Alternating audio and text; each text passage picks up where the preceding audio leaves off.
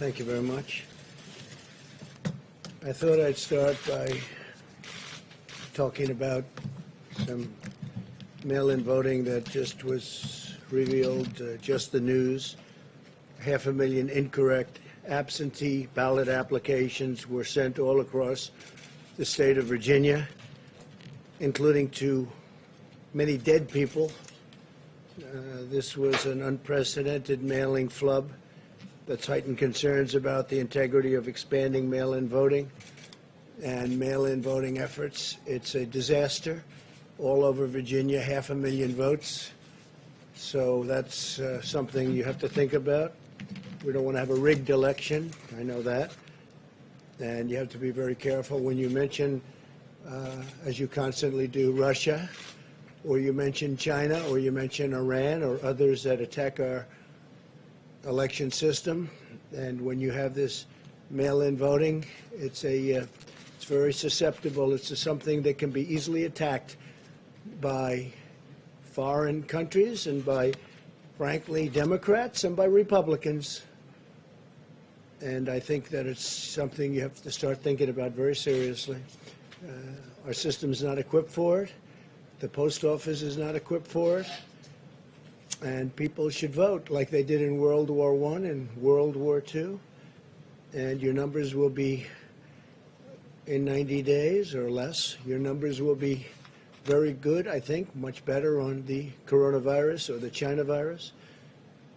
But it's something you have to look at and say, this is just crazy. This just came out, 500,000 incorrect ballot applications sent all over the state of Virginia to many people that weren't living. They had some sent to pets, dogs. This is what we're going to get into, and it's going to be a disaster. And it's going to be thought of very poorly. It's going to hurt our country. After our news conference Saturday night and the pro-growth announcement, pro-jobs, pro-health safety, executive orders, the stock market went up 358 points today. So we issued those executive orders, and the stock market went up 358 points today. It's quite a reaction. The Dow Jones and the S&P 500 are now up 50% since March. 50%. Think if you had money in there, if you put your money in March, you're 50%. The NASDAQ index continues to set new records. It's been up over 14 times, new record in NASDAQ. And the S&P 500 and the Dow Jones are going to be, I mean, the way they're going, it looks like they're just about going to be topping records, hopefully soon. Excuse me?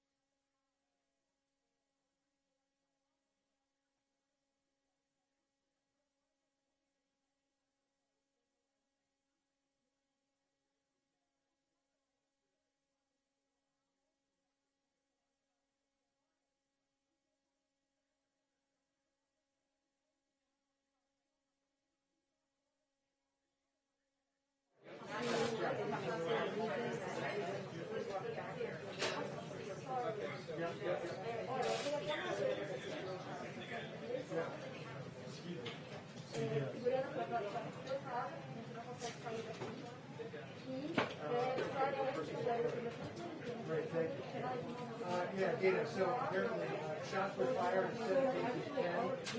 This was not initiated by the Secret Service, the shots came from somewhere else, and apparently now the Secret Service is rendering aid to somebody who was hit.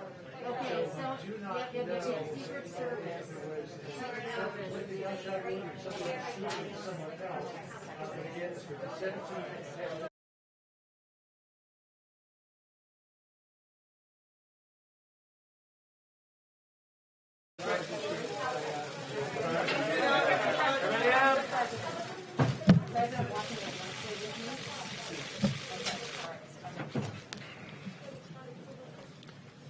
So thank you very much. Sorry for that. There was a shooting outside of the White House and seems to be very well under control. I'd like to thank the Secret Service for doing their always quick and very effective work. But there was an actual shooting, and somebody's been taken to the hospital. I don't know the condition of the person. It seems that the person was shot by Secret Service. So we'll see what happens. And yeah, did you have something? No, there are no details. We just found out just now. It was outside of the White House, this area right over here.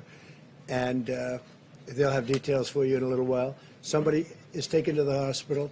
It seems that the shooting was done by law enforcement at that person, at the suspect. It was the suspect who was shot. And this just took place. A couple of people outside. I noticed a man named John Roberts, who you know very well. Yes. He reported that he heard shots. He was outside and he heard 2 shots. We don't know yet. We don't know. They're going to find out. Do you know if the individual said anything, sir? Mentioned we don't your know name, that yet. anything No. like that? We don't know that yet. It was the Secret Service that did shoot this It suspect? seems to be, yeah. It seems to be. Where were you taken, Mr. President? Were you taken to the bunker? No, we're taking just out over to the Oval Office. What did the Secret Service tell you while you were outside of the room? Just told me when he came up, you pretty much saw it like I did. He said, "Sir, could you please come with me?" So you were surprised. I was surprised also. I think it's probably pretty unusual, but very, very professional people. They do a fantastic job, as you know. So it seems to me, it seems to be from what I was said, there was a shooting. It was law enforcement shot someone, seems to be the suspect, and the suspect is now on the way to the hospital. I can't tell you the condition of the suspect. There was nobody else injured. There was no other law enforcement injured. And I just want to, we'll get on to the press conference, but I do want to thank Secret Service. They are fantastic. The job they do, from what I understand, the answer is yes. He was armed, Mr. President? That's what I understand. I don't know. You'll have to ask them. What type of weapon? I don't know that, Was no. it a male or a female? I don't know. You'll have to get, they'll have a detailed, maybe a briefing for you outside later. Did they say anything against you personally? I don't know. I didn't ask that question. It might not have had anything to do with me. It might have been something else. But it was on the outside of the premises. The wall, as you know, the fencing, especially the new fencing that they put up, is very powerful. But it was on the outside of the White House. Okay? And they'll have a full report. Secret Service, in a little while, will have a full report. Are you rattled by this at all, Mr. President? I don't know. Do I seem rattled? It's unfortunate that this is a world, but the world's always been a dangerous place. It's not something that's unique. The world has been, you look back over the centuries, the world has been a dangerous place, very dangerous place, and it will continue, I guess, for a period of time. Does this make you think differently about your personal safety inside the White House? No, I feel very safe with the Secret Service. They're fantastic people. They're the best of the best, and they're highly trained. I don't know if anybody got to walk outside, but there were a lot of terrific-looking people ready to go if something was necessary. People at the highest level of law enforcement. There's nobody like these people. So they just wanted me to step aside for a little while just to make sure that everything was cleared outside, because it was right in this area. So Why did you come back, Mr. President? Why did you decide after that? Because obviously it created a lot of commotion. What made you decide to come back and continue the briefing? well, I didn't even think about not coming back. I said, am I able to go back? And they said, you'd have to wait a little while. I waited a little while, as you know, in the Oval Office area. And I said, can I get back now? And they said, yes. And they have a lot of fortification outside, just in case. But it was one person. Okay? You said the shooting was outside. How far away from the Well, White they're House? going to be giving you a full briefing in a little while. Far from the White House, or was it right in front I of can that only fence? tell you they're going to give you a briefing. It was outside of the premises, near the fence, but outside of the But it was near premises. the fence, so pretty Near- close to here. Yeah, pretty close. So I was telling you that the Dow Jones and the S&P 500 are now 50% above the March level. NASDAQ is setting new records. It's already broken the record despite the situation of having the China virus. We have new jobs are rising and unemployment is falling faster than nearly anyone thought. And over the past 3 months, we've created over 9 million jobs. And that's a record, a 3-month record. If you add it up, it's a 3-month record by far. And we've beaten expectations by 12 million. We're 12 million above expectations, which is pretty remarkable. Today we had great reports on new job openings, and there's clearly a housing boom, which has been incredible numbers in both housing and an automobile boom. We've rarely seen anything like it, and it's going on right now in America. Inventories are at rock bottom. Used car sales are at record levels, and we will have rebuilt. We're doing a rebuilding like nobody's ever seen. It's a big plus for manufacturing and construction. So construction's getting close to record territory. Manufacturing's doing very well. The car companies are doing great. Very happy for Michigan, the state of Michigan. We have a lot of car companies moving in. A lot of plants are being built and expanded in Michigan and Ohio. There is no reason why the economy can't grow at a 20% pace in the third quarter. That would be a record. And interestingly, it'll be a number that's going to be announced before November 3rd. It gets announced probably around November 1st, which is very interesting. But it's going to grow at a very substantial pace based on all of the numbers we're looking at, and probably a lot more substantial than we originally thought. We're creating new incentives for work and jobs, and we're also providing much-needed assistance to those who are still suffering from the effects of the pandemic contraction. And the contraction is now, while we have the pandemic, we have a lot of great things happening in terms of the vaccines and therapeutics, as you know, and I think we'll be making tremendous progress over the next period of a few months, and certainly before the end of the year. I think we'll have a vaccine before the end of the year, very substantially, and we may have a therapeutic resolvement very quickly, very, very quickly. And frankly, that's the one I'd rather have faster, because you'd go in, you'd give a transfusion or a shot to people that are very ill, and they'd be able to come out of the hospital the next day or a few days later. If the states participate in our core-sharing unemployment plan, we are going to be doing something very, very interesting with all of the things that we announced on Saturday. I don't have to repeat what they are. You know very well. And we've had some tremendous success already. If you look at what's happening with the stock market, and people are very thrilled at what we're doing. We'd like to get the Democrats to focus on other than what they're focusing on, which is a bailout of poorly running states. We have many great running states, states that are setting records, and let's see what happens with respect to that. But we're looking at also considering a capital gains tax cut, which would create a lot more jobs. So we're looking very seriously at a capital gains tax cut, and also at an income tax cut for middle-income families. We're looking at expanding the tax cuts that we've already done, but specifically for middle-income families, and you'll be hearing about that in the upcoming few weeks, and I think it'll be very exciting. So a capital gains tax is going to be a lot of people put to work, and it would be a cut in the capital gains tax and also a cut in the middle income tax. So I now want to just discuss a little quick brief, and then we'll take a few more questions. But we took some, who would have known we were going to take questions before we started, right? Is that right, Jennifer? But that's the way it happens sometimes. We want to discuss, if we might, the China virus, and the world continues its fight against this horrible plague. Countries in every continent are seeing increases in cases. We have a rapid increase only in cases where it's very interesting because we're so far ahead of testing, we have more cases. If we had much smaller testing, we'd have fewer, but we feel that having testing is a very important thing. It's a great record to have in many ways. We've tested, I guess, close to 65 million people right now, and nobody's even close to that number. No other country is close. India would be second at 11 million, and they have 1.5 billion people. So we have the #1 testing anywhere in the world by far, and we also have, I think, the highest quality tests. We have a lot of different ones, but we have the highest quality, including the short term and the lab tests. The lab tests take a little bit longer.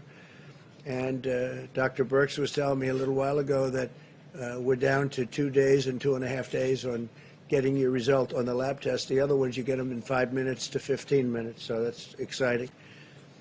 But countries in every continent are seeing increases in cases. In recent days, cases have rapidly increased in Japan and Australia, unfortunately, and they're now experiencing higher peaks than they did in March.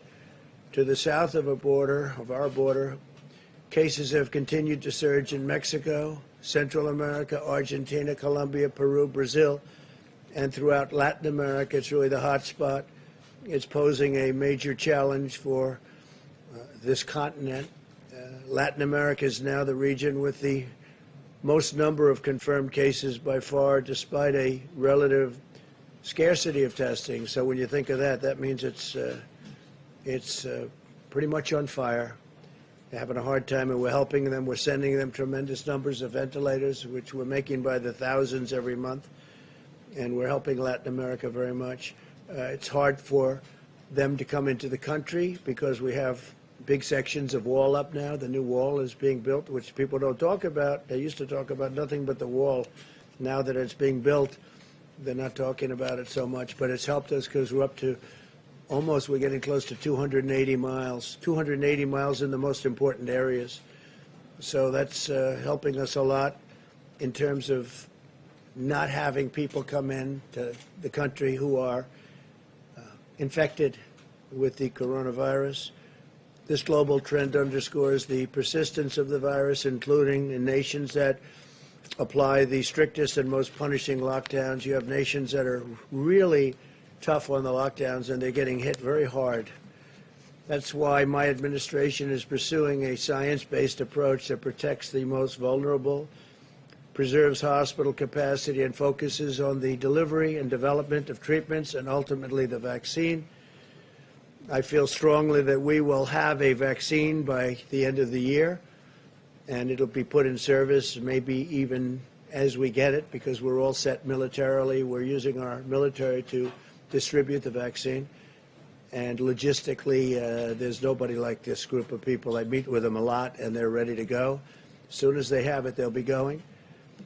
But more importantly, the therapeutics, as I said, I think the therapeutics could be great. Initially speaking, I think that would be, if I had my choice. But you're going to have them both. You're going to have them both. You're going to have them both very soon, too.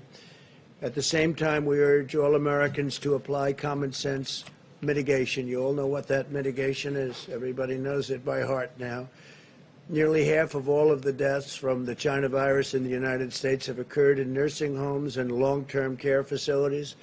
That's why we have delivered funding, equipment, and rapid testing to our nation's nursing homes to protect those at high risk. We're very focused on nursing homes and senior citizens areas. Anywhere that we have senior citizens, we're very, very focused. We've delivered over 1,800 rapid point-of-care testing devices. Those are very quick, and shipped over 700,000 tests to nursing homes. Nursing homes are being protected like never before. The United States faces a unique range of challenges that requires our constant vigilance. America has the largest at-risk population of any developed country by far. 1.5 million residents of nursing homes, about 5 times that of the United Kingdom and other European countries. Our country also has a higher prevalence of underlying conditions that this virus targets, yet we have fewer deaths per capita than the United Kingdom and most other peer nations in Western Europe. So that's an important, we have fewer deaths per capita than the United Kingdom and most other nations in Western Europe, and heading for even stronger numbers. But one person is too much as far as I'm concerned. Should have never been allowed to happen. Should have never been allowed to escape China.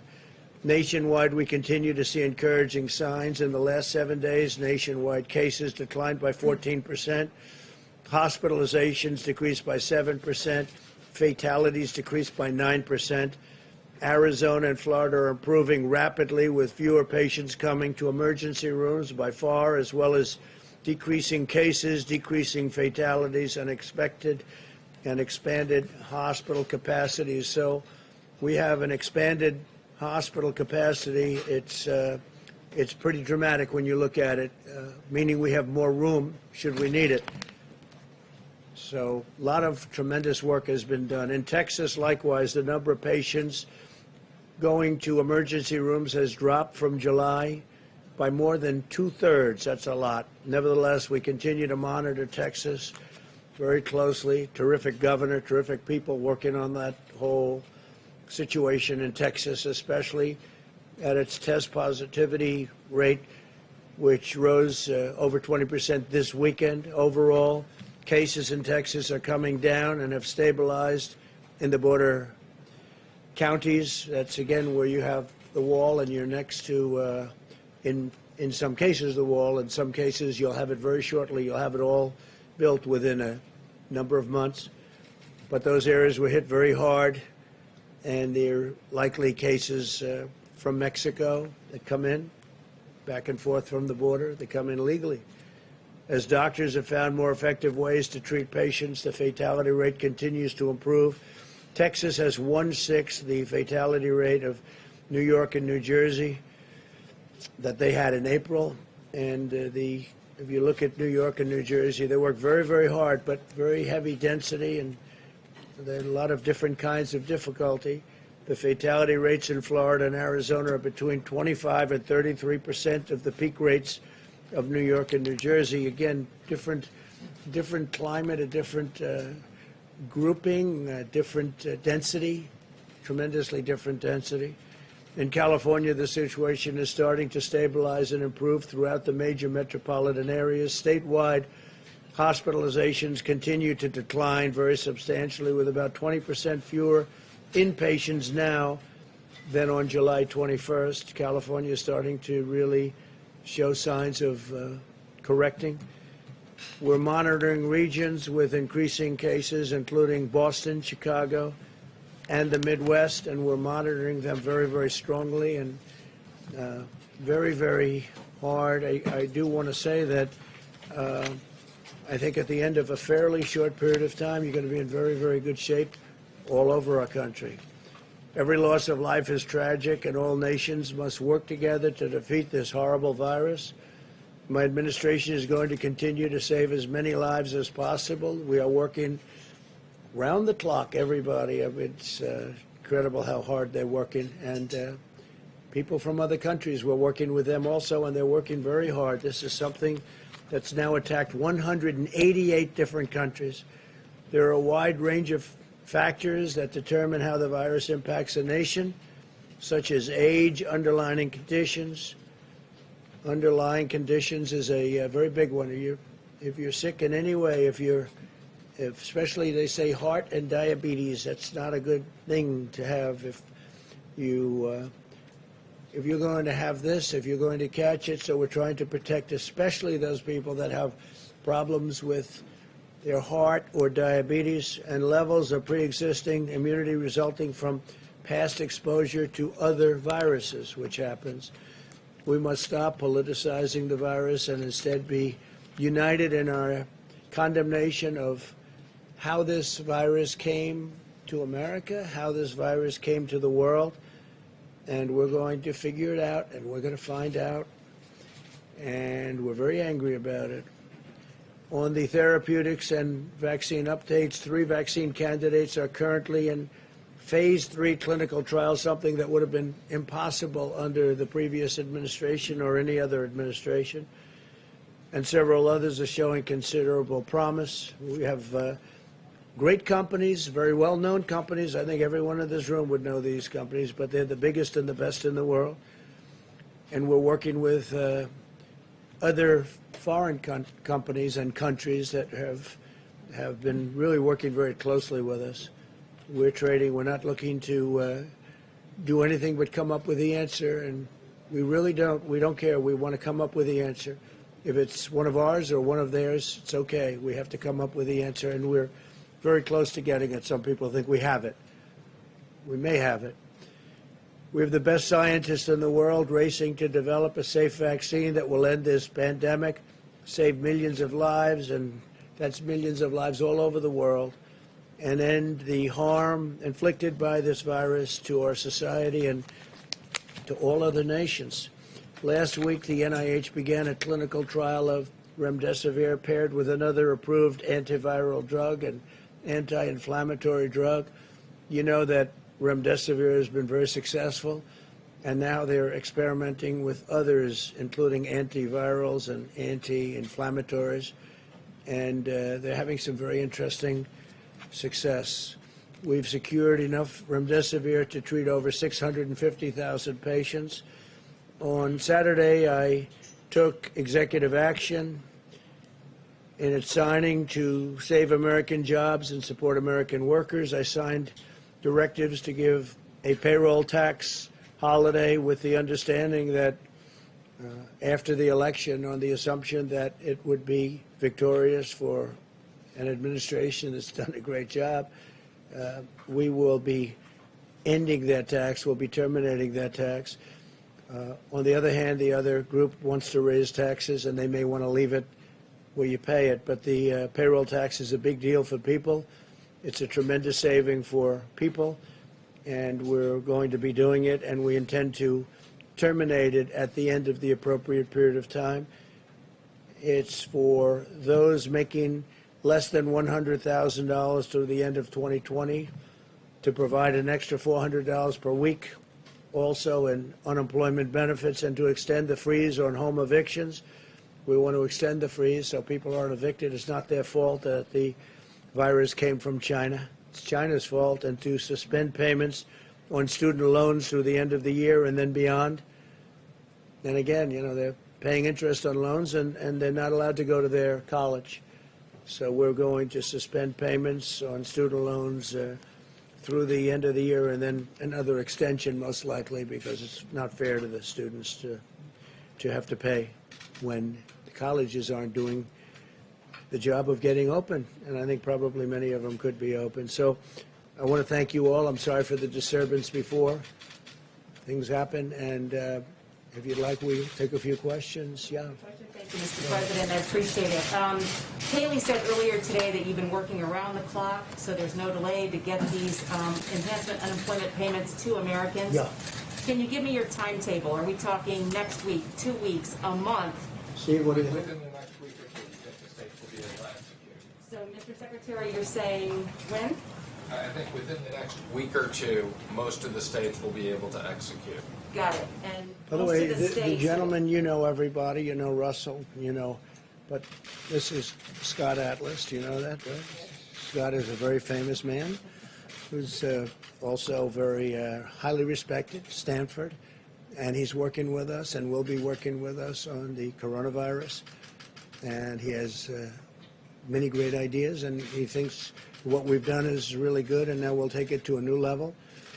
And so it's great to have Scott working along with us, and we appreciate it very much, Scott. Thank you very much. Really, we've had some great discussions. To follow up on that, Mr. President, if you don't mind, you mentioned the states. Have all the governors sign on to this? We just had a meeting with the governors, and they were very anxious to get money for the people in their states.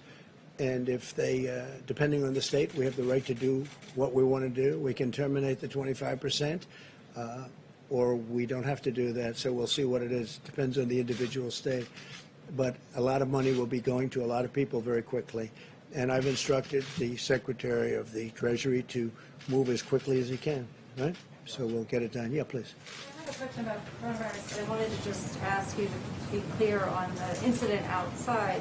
There's a fairly significant perimeter around the White House. Does it concern you at all that someone who was armed was able to get so close that you needed to be removed from the briefing room? Well, I don't know if he was close or not, he or she. I don't know if it was a he or she. But I have such confidence in these people. They're so good. And I don't think the person breached anything.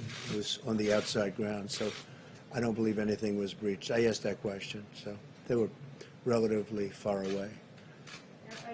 On coronavirus, 97,000 children tested positive for coronavirus in the last 2 weeks in July, according to the American Academy of Pediatrics. Does that give you any pause about schools reopening for in-person learning? Because they may have, as you would call it, a case. It may be a case, but it's also a case where there's a tiny fraction of death, tiny fraction, and they get better very quickly. Yeah, they may have it for a short period of time, but as you know, the seriousness of it in terms of what it leads to is extraordinarily small, very, very much less than 1%. So do you still Jonathan? believe that children are essentially immune? Yeah, I think that for the most part they do very well. I mean, they don't get very sick. They don't catch it easily. They don't get very sick. And according to the people that I've spoken to, they don't transport it or transfer it to other people, or certainly not very easily. So, yeah, I think schools have to open. We want to get our economy going. We have incredible numbers despite this. If we could get this going, I think it's a very important thing for the economy to get the schools going. Jonathan, go ahead. Thank you, Mr. President. In Ohio a few days ago, you said, quote, Joe Biden has hurt God. He's against God. The Vice President has said that he's a man of deep Catholic faith, and he's credited for helping him endure some immense personal tragedy. So, sir, what did you mean by that when you say that Joe Biden has hurt God or is against God? Well, if you look at the manifesto that they've come up with, and if you look at their stance on religion and things having to do very importantly with aspects of religion and faith, I don't think a man of deep religion would be agreeing to the Bernie Sanders plan. You take a look at what they have in, and you just you can't put that into the realm of a religious group of people. I will say that, and I think it's one of the reasons why, if you look at polls, which I'm not a big believer in polls, I wouldn't, if I was, I guess I wouldn't be standing here right now. And by the way, our poll numbers are going up very rapidly, as you know, and Joe's are going down very rapidly. He'll have to come out of the basement, it looks like, pretty soon, because that, it's one of those things. But no, if you look at the manifesto, I call it the manifesto. A lot of people are calling it the manifesto. My opinion, it's further left than where Bernie was before. So normally he'd be left and you'd bring it somewhere a little bit toward the center. But some of the things that they have down there, and I'm not only talking in terms of religion, I'm not talking even in terms of religion, but some of the things they have in the agreement made, and this was an agreement made by Bernie Sanders and Joe, it's a terrible thing. It would be a terrible thing for our country. It will destroy our country. We will go into a depression. We will put on regulation. We will double and triple taxes. It will be terrible for health care, just terrible. You'll have 180 million people lose their health care. It will be a terrible, terrible thing for our country. Okay, yeah, please, yeah. Thank you, sir. I'd like to ask you a question about something you said in Bedminster as well. You said that you're planning to issue an executive order to ensure that health insurance companies prevent or cover people with pre-existing conditions, and you said that that had never been done before, but that's not the case, because that is the law under the Affordable Care Act. So my question is, why do you need to issue an executive order for law that is already existing? But I didn't say. I said as an executive order. As you said as an executive order. It hasn't been done before. We want to We want to be able to assure people that pre-existing condition is always taken care of. As you know, we've done tremendous things having to do with the individual mandate. We got rid of the individual mandate from Obamacare, which really ended Obamacare as it would be officially known, because the individual mandate was the biggest part. It was also the most unpopular part, where you pay for a terrible privilege of overpaying for insurance. You pay not to have to pay for your health care. And that was a disaster for people and a very unpopular. That was called the individual mandate, and we terminated that and officially terminated that. And that was something that we have been given thanks for by many, many people. But the individual mandate will always be with us. The individual mandate termination will always be. They can't start it up. In fact, I don't even believe, you'll have to tell me, I don't believe it's been challenged when we ended it. And pre-existing conditions, the Republicans are 100% there.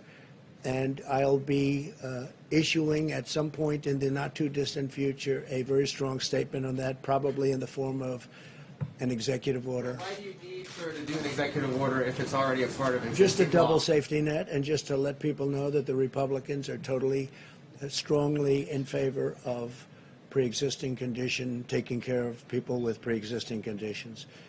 It's a signal to people. It's a second platform. We have pre-existing conditions will be taken care of 100% by Republicans and the Republican Party. I actually think it's a very important statement. Yes, please. Mr. President, do you still intend to try to hold an in-person G7 meeting in the United States at some point in August and September? And have you already sent out invitations to do so? No, we haven't sent out invitations. We're talking to them. As you know, I was on the phone with many of them yesterday with respect to Lebanon, which is truly one of the saddest, most catastrophic things I've ever seen. And they have no idea how many people have died. They're having revolution right now in that country. It's just a terrible thing. But I was yesterday, 8 o'clock in the morning. We had our time. We had a big teleconference call. Some of those people were there. I'm much more inclined to do it sometime after the election. We were going to do it in September. They'd like to do it. We could do it through teleconference, or we could do it through a meeting. But I sort of am now suggesting, I told my people yesterday actually, why don't we do it sometime after the election, when things are a little bit, you have a little more time to think about it, because it's very important. The G7 is very important. To that meeting? I don't know, but we have invited a number of people to the meeting. I certainly would invite him to the meeting. I think he's an important factor. But we will invite certain people that aren't in the G7. Some people have already accepted, but we're going to be doing it after the election. I think it's a better atmosphere to have a G7. I think it's a lot, I think it's just a better, calmer atmosphere to have a G7. Yeah, please. I wanted to ask Secretary Mnuchin, actually, have you spoken to any Democrats since Friday, or have they reached out to you at all about restarting negotiations? I've spoken to several Democrats. I have not spoken to Schumer and Pelosi since then. Do you expect would you reach out at all to them to try and reach Yeah, anytime they want to meet and they're willing to negotiate and have a new proposal, we're more than happy to meet. They're hurting people very badly. This would have been so easy for them to do. And I saw that Senator Schumer said today on a show, I don't know what show, but he said today on a show that we should meet, we should do something. But, you know, where has he been for, how many weeks have you been negotiating? Like 4? And they should do something. It would have been so much easier than doing it the way we did it. But we did something that's very important, and frankly, it's been well received, very well received. Go ahead, please. Thank you, Mr. President. You tweeted earlier today that you're considering Gettysburg as a venue for your speech for the RNC nomination acceptance. What's your thinking behind that as a possible location? Well, I think I've been to Gettysburg numerous times. It's a national park. It's a national historic site. It's incredible. You know, it's the history. It's incredible, actually, to me. It was a very important place and is a very important place in our country. So we're looking at that, and we're looking at the White House. The White House would be very much easier for Secret Service. You see what just went on here. They're all here. Just like you have your seats, they have their seats at the White House, so there wouldn't be any expense or any extraordinary expense. And the White House would be a lovely place to do it also. Least expensive place that you could do it would be at the White House. This is a government expense. And, look, I watch also with governments. I watch to make sure that we do what's right. But we're looking at Gettysburg, and we're looking at the White House. And we have other sites, too, but I think these would be two really beautiful sites. Jennifer? Mayor, would you envision having an audience for that speech? You could. You have plenty of room at both locations. I see John Roberts. John, you were outside. You said you heard shots fired before? Two shots in rapid succession just after you took the podium. And they were shots, pretty much. Certainly You sounded definitely like know the difference. I know that. You know the difference. You thought they were shots, John? definitely sounded like gunfire. I saw your report inside when I went inside. It's a good report, too. Thank you very much. Appreciate it. Jennifer, please. Can you give us an update on China? Do you think that your administration will respond to the sanctions that China announced this morning on American officials? Well, we've already responded in many different ways. We're talking a lot about China.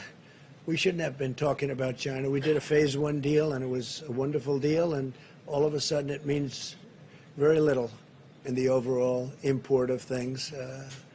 They should have never allowed what happened to the world, including us. But this was released into Europe, and it was released into the U.S., and it was released all throughout the world, but it wasn't released into China.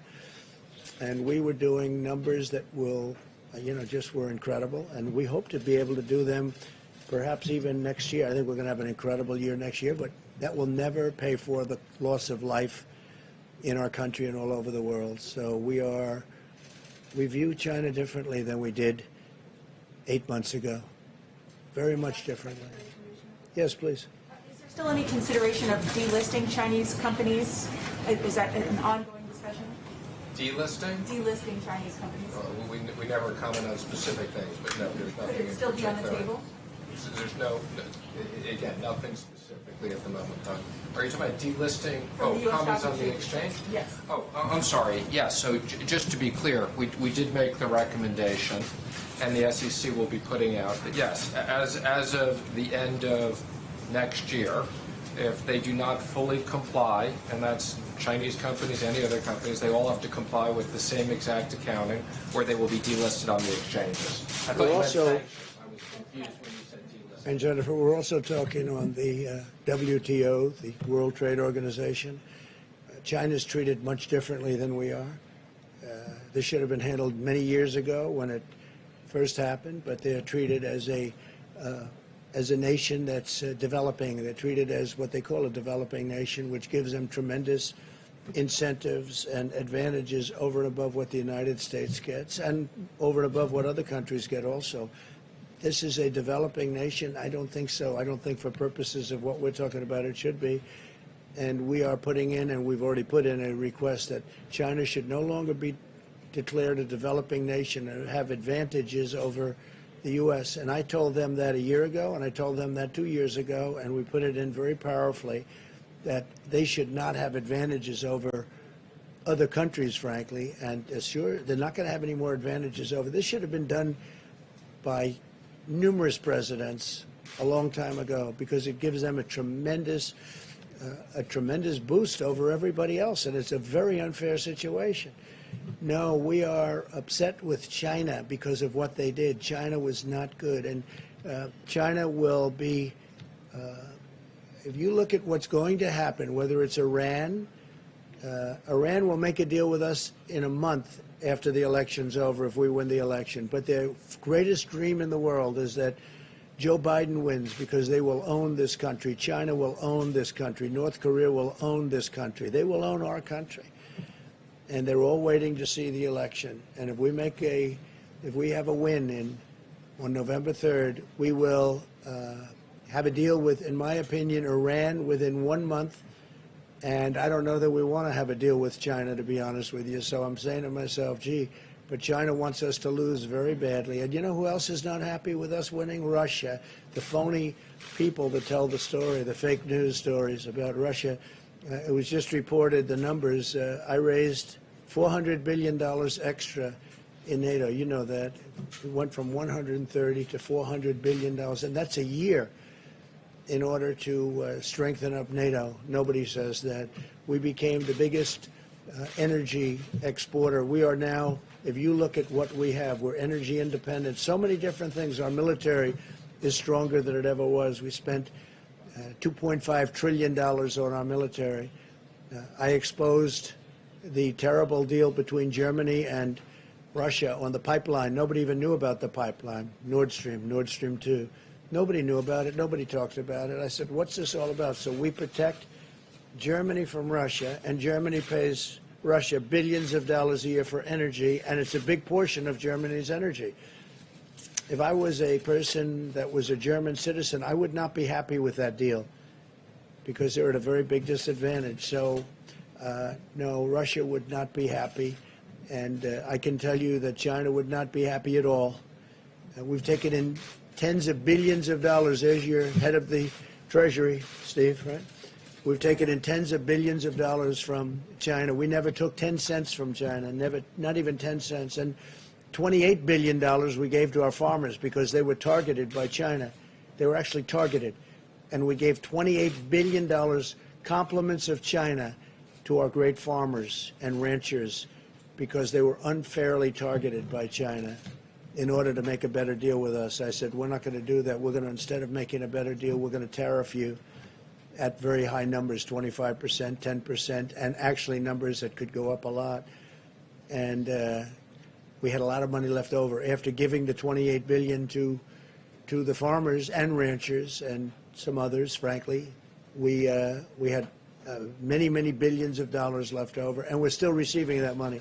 Even though we made the deal, we're still receiving that money. So if we win the election, we'll have deals with a lot of countries very fast. They're just waiting to see who wins because they are hoping that Joe Biden wins, Sleepy Joe. And if he wins, you know what's going to happen? China will own us. Our markets will crash. The 401ks will go down to practically nothing. Stocks will go down to practically nothing. Remember, stocks, these big companies, they're owned by millions of people that are carpenters and policemen and farmers and lots of other people. And they are the ones that benefit by having a good stock market, probably more than anybody else. But the 401ks, the stocks, the economy will be in a shambles. They want to raise taxes. They want to triple taxes. They want to raise the corporate tax, but they want to raise all taxes. Ultimately, they can't pay for what they want to do anyway, and what they're going to do is destroy your health care and destroy so many other things. We're going to have 180 million people that are so happy with their private health care, they're going to lose it under this crazy plan that these people are proposing. So you will have a crash like you've never seen before. And I've been very good at predicting these things. Yeah, please, go ahead. Thank you, Mr. President. You just mentioned President Putin and the possibility of inviting him here because he's important. Your own Director of National Intelligence has said that Russia is currently planning or actually meddling in the election. Have you raised that directly with Putin ever? They said China, Russia, Iran, and probably others. But because of the fake news, they seem to think Russia plays the best. So what they do, it's all right. Well, I'm just saying the way the politicians look. The other day, they said the three countries. They said China and Russia and Iran. And some reporter got up and said, Russia is meddling. I said, well, didn't it mention China and Iran? Why didn't you mention them, too? So I don't know. You know what I'm telling you? I'll tell you who's meddling in our elections. The Democrats are meddling by wanting and insisting on sending mail-in ballots where there's corruption all over the place. If you check what happened in New York, a small, relatively small race with Carolyn Maloney, and they called her the winner the other day because I was mentioning it at conferences and getting a lot of action on that statement. So they called her, they declared her the winner, and they have no idea who won. And the person, her opponent, is very angry. But they had mail-in voting, and they had hundreds and I think even thousands of ballots that are missing, that were fraudulent. Take a look at the Carolyn Maloney race. Take a look at Paterson, New Jersey. Take a look now at this one in Virginia, where they mailed out 500,000 applications, and they go into people that aren't supposed to be getting an application. Yeah, please go ahead. Thank you, sir. Secretary Pompeo is heading to Europe again Right. this week. Do you have any updates on when the travel restrictions in the EU are going to be lifted? It seems strange we're offering exemptions for professional athletes, but not the K-1 visa holders, the so-called. Well, we try and do the best we can. You have big sporting events, and that's good for our economy, that's good for us, and they do talk about certain exemptions, and they make sure everyone's perfectly tested and everyone comes in at 100%. But, you know, we do make certain accommodations because you do have star athletes, and that means a good thing for the country. That's economic development, etc.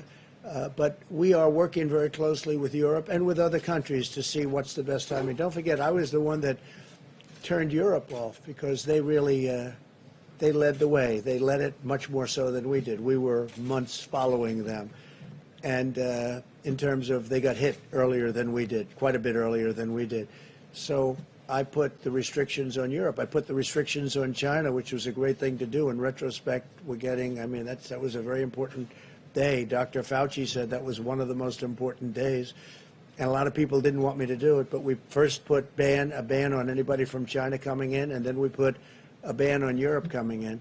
But we're working very closely with Europe to see when that will all come off. Yeah, please. If 160,000 people had died on President Obama's watch, do you think you would have called for his resignation? No, I wouldn't have done that. I think it's been amazing what we've been able to do. If we didn't close up our country, we would have had 1.5 or 2 million people already dead. We've called it right. Now we don't have to close it. We understand the disease. Nobody understood it because nobody's ever seen anything like this. The closest thing is in 1917, they say, right? The great pandemic certainly was a terrible thing where they lost anywhere from 50 to 100 million people. Probably ended the Second World War. All the soldiers were sick. That was a terrible situation, and this is highly contagious. This one is highly, highly contagious. No, if I would have listened to a lot of people, we would have kept it open. And by the way, we keep it open now, all the way. We keep it open. But we would have kept it open, and you could be up to 1.5 million or 2 million people right now. 1.5 to 2 million people. Our people have done a fantastic job. Our consultants and our doctors, you know, and with disagreements and with a lot of things happening. What we've done with ventilators has been amazing. What we've done with medical equipment has been incredible. We've supplied the governors. Nobody, not one person in this country that needed a ventilator didn't get it. And you know, at the beginning, there was a big shortage of ventilators. Nobody had stockpiles or anything comparable to what you had to have. So we would have lost, if you think about it, you had mentioned 160,000 people. Multiply that times 10 right now. I think it would have been unsustainable and unacceptable. But that's what would have happened had we kept it open. So, no, I think we're a very large country. We are one person. I say it all the time. A lot of people like to leave that out. One person is too many. It should have never happened. But they've done really an extraordinary job. They'll never be given the credit, and I'm not talking about me. The people that have worked on this so hard will never be given the credit, but they've done an extraordinary job with a very large, diverse country. Really an extraordinary job. And a lot of the governors who, as you know, they sort of do the micro in their states, and they go up, and I think I can tell you that a lot of the governors have done an extraordinary job, too. Yeah, please go ahead. Thank you. Did you ask the U.S. ambassador in Brazil to focus his efforts in eliminating ethanol tariffs in Brazil? You have to, you can't, yeah. You asked the ambassador in Brazil to focus his efforts to eliminate ethanol tariffs in Brazil? We haven't really discussed that too much, but at some point we probably will be. And we don't want people tariffing us, and if they tariff us, although I must tell you I have a very good relationship with President Bolsonaro. He's great. And I hear he's doing well. He's recovered from having COVID-19, as they say. And that's great, and send him my regards. I think that as far as Brazil is concerned, if they do tariffs, we have to have an equalization of tariffs. And we are going to be presenting something having to do with tariffs and fairness and tariffs, because we have many countries for many years that have been charging us tariffs. to do business, and we don't charge them. And it's called reciprocity. It's called reciprocal tariffs. And you may be seeing something on that very soon. Did you have one, OAN? OAN, please. Thank you, Mr. President. First of all, thank you for coming back to finish the briefing. Thank you very much. After the scuffle. So I have an opinion question for you. Okay. Joe Biden is set to announce his running mate at any time now. We expect him to announce her. Many of your supporters feel that the reason that Obama's former NSA, Susan Rice, is at the top of Biden's list is that she can best cover up a lot of the Obamagate surveillance crimes that had taken place during your campaign. What are your thoughts? What is your opinion? Do you subscribe to that line of thought? How do you feel about it? Well, look, the Obama campaign spied on our campaign, and they've been caught, all right? And now let's see what happens to them. But they have been caught. They've been caught red-handed. It's probably treason. It's a horrible thing they did. It probably never happened before. At least nobody got caught doing it. But they used the intelligence agencies of our country to spy on my campaign, and they have been caught. And there are a lot of people involved. I don't want to say how much she's involved. Frankly, if he chooses her, that's fine, but that's a potential liability. We'll see. But President Obama knew about it. Joe Biden knew about it. Comey knew about it. Brennan, Clapper, the whole group, they all knew about it. Lisa Page and her lover Strzok, they all knew about it. And we have it documented. We have it in texts. We have it in all sorts of forms. They knew about it. It was a terrible thing. Should have never happened and should never be allowed to happen again to a president. This should never happen again. This was a setup like we've never seen. I think it's the political crime of the century. And they've been caught. So let's see what happens to them all. Thank you very much. Thank you. Thank you.